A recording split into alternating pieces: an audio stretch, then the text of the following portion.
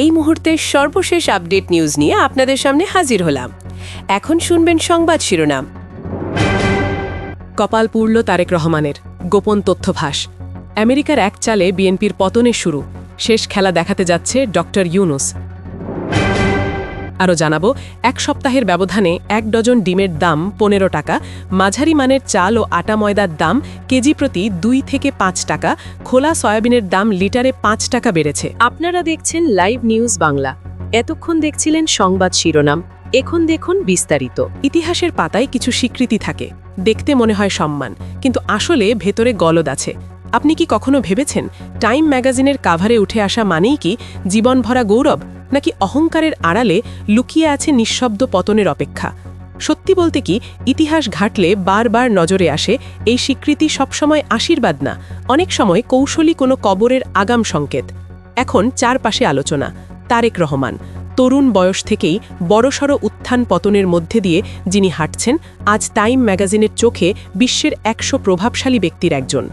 ঢাকার রাজপথে থেকে ফেসবুকের টাইমলাইনে উচ্ছ্বাস আর গর্ব, দীর্ঘ 17 বছরের নির্বাসনে কাকানো অসহ্য নিঃসঙ্গতা, লন্ডনের কুয়াশায় হারিয়ে যাওয়া দিনগুলো সব এলো ফিরে, শুধু এই আন্তর্জাতিক স্বীকৃতির কারণে। অনেকেই ডিসিশনটা মানে বিচারহীন বর্বরতার একটা প্রতিশোধ মনে করছেন, আবার কেউ বলেছে এ যেন ইতিহাসের কাছ থেকে পাওয়া কড়া জবাব। টাইমের প্রতিবেদনে উঠে এলো, মাত্র 2 মাসের ছোট শাসনকালে তিনি প্রশাসনে গতি ফেরাতে চেয়েছেন, স্বচ্ছতা, জবাবদিহিতা ফিরিয়ে আনতে চেয়েছেন। কৃষক কার্ড বা ফ্যামিলি কার্ড, এসব উদ্যোগ একদিক থেকে বাংলাদেশকে আরেক রকম আলোচনায় নিয়ে এসেছে। বিদেশি চোখে তারেক আজ এক স্বপ্নদ্রষ্টা, সংস্কারক, ভবিষ্যতের কর্ণধর। কিন্তু এই অন্ধ উল্লাসের ফাঁকে কি কেউ ভাবছে ইতিহাস কি বলে? কারা কারা আগে এই চকচাকে কাভারে উঠেছিলেন? সাদ্দাম হোসেন, গাদ্দাফি, শেখ হাসিনা, তালিকা লম্বা। সবাইকেই কোন না কোনো সময়ে টাইম ম্যাগাজিন বিশ্ব নেতা বানিয়েছিল। তারপর কি? এক রাতে সবাইকে তুচ্ছ বানিয়ে দিয়েছে। কেউ আতঙ্কে পালিয়েছেন দেশ ছাড়তে, যেমনটা শেখ হাসিনার হয়েছে। কেউ কারাগারে, কেউ দেশের মাটিতে পড়ে আছেন লুট হয়ে। খালেদা জিয়ার কথাও ভুলে গেলে চলবে না। তিনি যখন টাইমের তালিকায়, সেখান থেকেই শুরু দুর্যোগের অধ্যায়। জেল, হুলিয়া, নানাভাবে বঞ্চনা। এসব উদাহরণ আমাদের চোখে আঙুল দিয়ে দেখায়, পশ্চিমা মিডিয়া যার গলা সবচেয়ে উঁচু করে, সময় এলেই তাকেই আস্তে আস্তে মাটিতে পুঁতে দেয়। আরও খেয়াল করে দেখুন, শুধু আমরা বলি না, আন্তর্জাতিক বিশ্লেষকরাও মানে টাইমে হিরো বানানো হলে বুঝতে হয় কার কাঁধে কি চাপিয়ে দেওয়া হচ্ছে। অদৃশ্য বোঝা, হাঁটার অস্থিরতা, একদিন একটা ভুল ডিসিশন বা পরিপ্রেক্ষিত বদলালেই সব চরমে পৌঁছে যায়। পশ্চিমা মহল বা বড়সড় থিঙ্ক ট্যাঙ্ক আসলে কখনো ব্যক্তিগত আবেগে কাউকে দর্শনে তোলে না, ওরা স্রেফ ইন্টারেস্ট নিশ্চিত করে। আর যখন কেউ উন্নয়নশীল দেশের নেতা, তখন তার কাঁধে খানিকটা স্বপ্ন, খানিকটা বিপদের ছায়া। আপনি চাইলেই পার পেয়ে যান না। কখনো কখনো এই রকম স্বীকৃতি অতি উজ্জ্বল আলো, অথচ এই আলোর নিচে জমে ওঠে চেপে ধরা কুয়াশা, পলিটিক্যাল ফাঁদ। মাঝে মাঝে ভাবলে ভয় লাগে, আজ যাকে মহাসম্মানে তুলে ধরছে, কাল তার ভাগ্যে কি রাখে পৃথিবীর সবচেয়ে ক্ষমতাবান কাভারটি?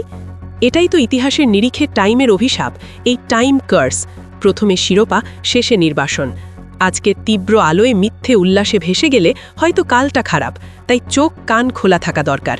সফলতার পিছনের গল্পটাও জানা জরুরি, কারণ যাদের ওপর অকস্মাৎ বিশ্বভারে স্বপ্ন চাপিয়ে দেওয়া হয়, তারা রীতিমতো চোরা পলিটিক্যাল খেলায় পা দেন, আর একবার ফেলে দিলে আর ফিরে আসা যায় না। আসলে এখানে কৃত্রিম প্রত্যাশার একটা যন্ত্রণা আছে। একটু কম করলেই বা স্বাভাবিকভাবে ব্যর্থ হলেই শুরু হয়ে যায় একদম পাকা ও দুর্দমনীয় পতনের খেলা। উন্নয়নশীল দেশের রাজনীতিকদের নিয়ন্ত্রণের জন্য এটা এক ধরনের আধুনিক ফাঁদ। চেষ্টা করলেই বুঝতে পারো কতটা হিসেবি, কতটা নিরবিচ্ছিন্ন। পশ্চিমারা পরিষ্কারভাবেই চায় আমাদের মতো দেশগুলি তাদের দেওয়া রোড ম্যাপ ফলো করুক।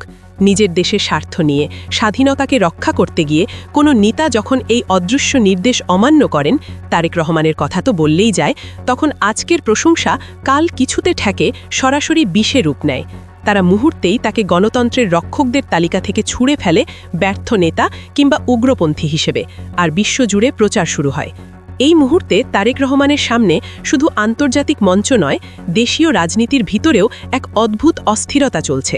তার প্রতিটি পদক্ষেপ এখন আর শুধু সাধারণ মানুষের কাছে নয়, বরং বৈশ্বিক গোয়েন্দা সংস্থাগুলো কড়া নজর রাখছে, প্রতি মিনিটে, মাইক্রোস্কোপের নিচে। ভাবতেই অবাক লাগে কি তিনি নিজের ভুলের কারণে পতনটা আরও এগিয়ে আনছেন, জাতীয় সংসদে দাঁড়িয়ে ইদানিং এমন কিছু বলে ফেলছেন যা শুনে পুরো দেশ যেন কেঁপে ওঠে। এটা কেন হচ্ছে? এত অভিজ্ঞ, পোড়া খাওয়া নেতা হওয়া সত্ত্বেও এসব বক্তব্য আরও বড় সংকটের দিকে ঠেলে দিচ্ছে কি? একজন জাতীয় নেতার সবচেয়ে বড় নিরাপত্তা আসার কথা তার চারপাশের মেধাবী, দেশপ্রেমিক মানুষদের থেকে। সবসময় তো তা হয় না। তা কি তারেক রহমানের ক্ষেত্রেও ঘটছে? জাতীয় সংসদের মতো জায়গায় দাঁড়িয়ে তিনি যখন বেসরকারি শিক্ষা প্রতিষ্ঠানের ওপর থেকে সরকারের কন্ট্রোল তুলে নেওয়ার কথা বলেন, তখন সচেতন জনতা থমকে যায়। আমাদের শিক্ষা ব্যবস্থায় যদি রাষ্ট্রীয় গাইডলাইনই না থাকে, দেশটা রান করবে ক্যাসিনোর মতো নাকি? স্কুলগুলো তখন অবাধে সাধারণ মানুষের পকেট কাটবে। উচ্চ ফির নামে কি চাতুর্য! সিলেবাসে উগ্রবাদ ঢুকে পড়লেই তো রাষ্ট্র গলা তুলে ধরবে না। তখন কি কিছুই করার থাকবে? আসলে এসব আত্মঘাতী মতামত বা পরামর্শ কে দিচ্ছে? কে তাকে বিভ্রান্ত করছে? সিনিয়র সাংবাদিক মাহমুদুর রহমান অনেক আগে থেকে সতর্ক করে আসছেন। তারেকের চারপাশে সুবিধাবাদীদের বলয় আছে, যারা তাকে ভুল তথ্য দিয়ে বিভ্রান্ত করে। সংসদে বসে গৌণ পত্রিকা পড়ে সময় কাটানো, কার্যপ্রণালী বুঝছে না, অপ্রাসঙ্গিক কথা বলা। নেতার দূরদর্শিতা তো এখানে থাকছে না, বরং তার তথাকথিত উপদেষ্টা তাকে এক গভীর জনবিচ্ছিন্নভাবে চালাচ্ছে। শোককে শক্তিতে রূপান্তর করার স্লোগান দারুণ হলেও বাস্তবতা হলো, শোকের কথা বলে মানুষের ক্ষুধা মেটানো যায় না। এখন বাজারে নিত্যপ্রত্যের আগুন, জ্বালানি সংকট, হাহাকার। তখন শুধু টাইম ম্যাগাজিনের আন্তর্জাতিক স্বীকৃতি দিয়ে কোনো নেতা কিভাবে টিকে থাকবে?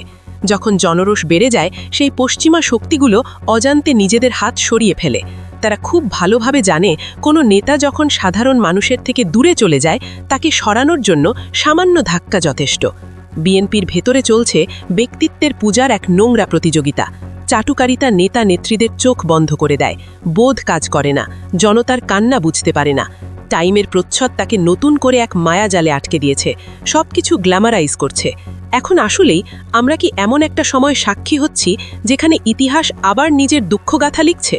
যখন কাউকে বলা হয়, তোমার নেতা বিশ্বের সেরা 100 জনের একজন, তাত্ত্বিকভাবে গর্বিত হওয়া যায়, কিন্তু রাজনীতির অন্ধকারে গল্পটা একটু অন্যরকম।